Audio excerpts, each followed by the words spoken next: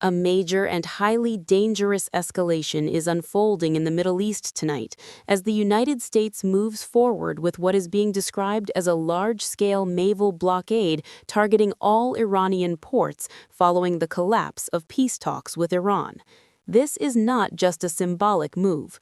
According to multiple international reports, the blockade specifically targets all maritime traffic entering and exiting Iranian ports, particularly those along the Persian Gulf and near the Strait of Hormuz, one of the most important shipping lanes in the world.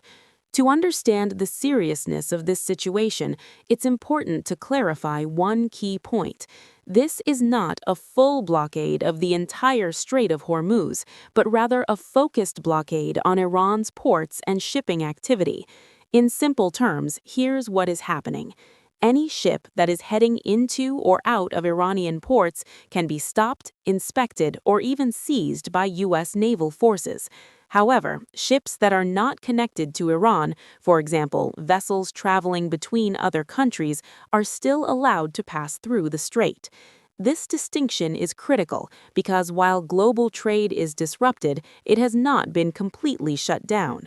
The operation officially began on April 13th after diplomatic talks in Islamabad failed to produce any agreement. The muzakarat had stretched over many hours, but ultimately collapsed over disagreements on nuclear policy, sanctions, and regional control. In response, Washington moved quickly to apply pressure through military and economic means. The U.S. Central Command has stated that the blockade will be enforced impartially against vessels of all nations if they are using Iranian ports. This means even non-Iranian ships docking in Iran could be affected.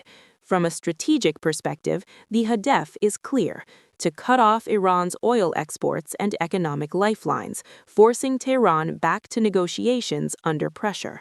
Iran's economy heavily depends on maritime trade, especially oil and gas exports. By targeting ports, the blockade aims to weaken that system without completely shutting down global shipping routes.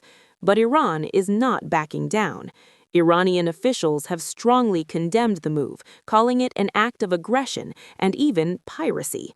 There are warnings that any attempt to enforce the blockade could lead to retaliation. This raises the risk of direct confrontation between naval forces in one of the world's Hassas regions, and that risk is very real.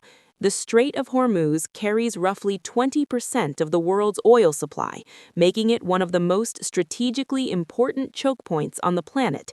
Even limited disruption here can send shockwaves across global markets. We are already seeing the effects. Oil prices have surged above $100 per barrel.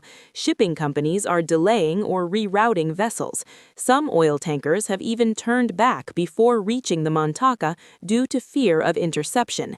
This creates uncertainty not only for energy markets, but also for global supply chains. At the same time, confusion still exists about the exact scope of the blockade.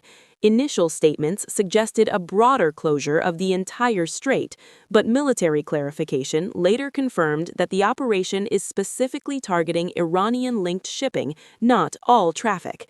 Still, even a limited blockade carries massive consequences. Let's break down what this means on the ground, or more accurately, at sea. There are currently hundreds, possibly thousands of ships in or near the Gulf region. Many of them are now stuck, waiting for clarity on whether they can move safely. Some crews are stranded, and logistics chains are beginning to feel the pressure. For global businesses, this creates a nightmare scenario. Delays mean increased costs, supply shortages, and rising inflation risks. Diplomatically, the situation is just as tense. Some U.S. allies have chosen to not participate in the blockade, instead calling for de-escalation and renewed talks. Meanwhile, other countries are watching carefully, concerned that this could turn into a wider regional conflict. Pakistan, which hosted the failed peace talks, has urged both sides to return to dialogue and avoid further escalation. But right now, the situation is balanced on a knife's edge. There are three main scenarios that analysts are watching closely. The first is de-escalation, where both sides return to negotiations and the blockade is lifted or